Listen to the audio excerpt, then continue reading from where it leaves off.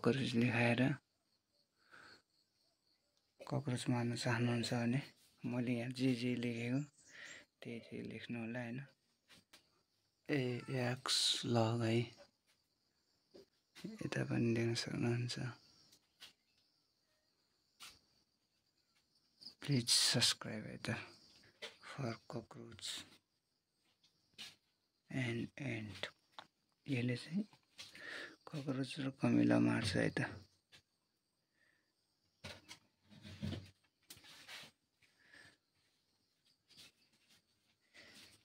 अनि TikTok Instagram है त,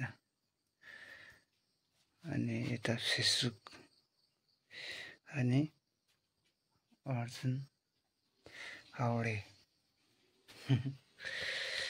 ल यो चाहिँ किचन भइहाल्यो हैन गाउँघरमा। अनि त्यही हो, किचनमा चाहिँ यो ककरोच धेरै भएको कारणले चाहिँ खानेकुराहरू सबै खाइदिने हैन। देख्न सक्नुहुन्छ यो ककरोचले खाएर पापडको अवस्था हैन। नयाँ पापड यस्तो बनाइदियो क्या। त्यही भएर मैले चाहिँ तपाईहरु यदि ककरोच मार्ने उपाय खोज्दै हुनुहुन्छ भने बजारमा दुई किसिमको विष आइसकेको छ हैन। यसलाई चाहिँ छक भन्छ, अर्को चाहिँ व्यागन भन्ने चाहिँ स्प्रेमा हुन्छ क्या। अनि यो चाहिँ लागतमा नि कम होइन, भरपर्दो। केटाकेटीबाट टाढा राख्नु होला यो चाहिँ।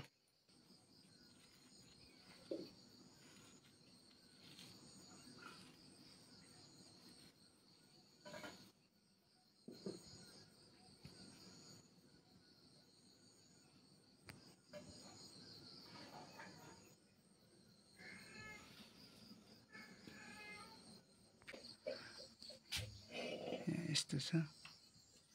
अनि त्यही हो, अब तपाईहरु यदि ककरोच मार्न चाहनुहुन्छ भने मैले यहाँ जे लेखेको त्यही लेख्नु होला हैन। सब मर्नेछ।